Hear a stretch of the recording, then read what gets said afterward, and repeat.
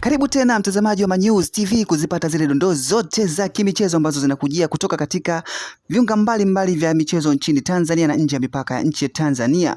Bwana, hii leo habari kubwa kutoka katika ligi ya soka ya Tanzania, ligi kuu NBC Tanzania bara, kutoka katika klabu pendwa ya wananchi Young African Sports Club. Imemtambulisha kocha mpya raia wa nchini South Africa anayetambulika kama Mankoba Mnkithi, ambaye anakuja kuchukua nafasi ya kocha aliyekaimu nafasi hiyo kwa kipindi ambacho ameondoka kocha mkuu wa klabu ya Young African Sports Club Pedro Goncalves. Kocha ambaye alikaimu nafasi hiyo anatambulika kama Abdelhamid Moulin, ambaye kwa sasa atapisha nafasi hiyo na kuchukuliwa na kocha mkuu ambaye ametambulishwa hii leo na klabu ya soka ya wananchi Young African Sports Club, Mankoba Mnkithi.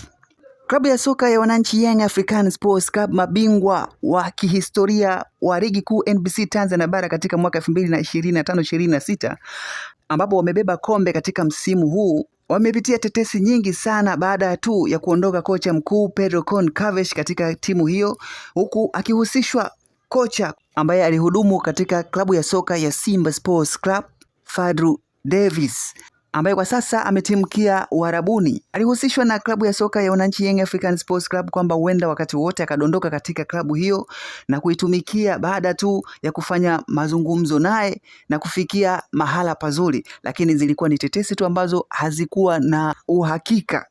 Na sasa Young African Sports Club wameweza kumtambulisha kocha mwingine ambaye ana CV ya aina yake kutoka katika vilabu vikubwa katika bara la Afrika. Kocha huyo ambaye anatajwa alishawahi kuifundisha klabu ya soka ya Mamelodi Sundowns ya South Africa, na mpaka Young African Sports Club wanamchukua kocha huyo Mankoba, amekuwa akiitumikia klabu ya soka ya Golden Arrows ya South Africa.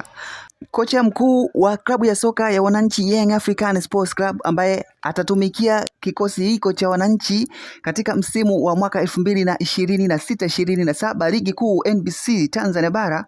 Ukiacha historia hizo, pia ana historia ya kufundisha vilabu mbalimbali ambavyo vimeweza kushiriki mpaka michuano mikubwa barani Afrika, CAF Championship League pamoja na CAF Confederation League.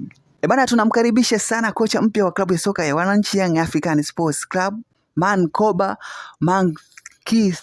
Inabidi utulie kulitaja jina lake, unaweza ukajingata. Akaribie sana Tanzania katika kufundisha vilabu hivi vikubwa nchini Tanzania, hususan klabu ya soka ya wananchi Young African Sports Club, mabingwa kwa mwaka 2025-26 ligi kuu NBC Tanzania bara, ligi ambayo kwa sasa ni ligi pendwa katika nchi za East Africa.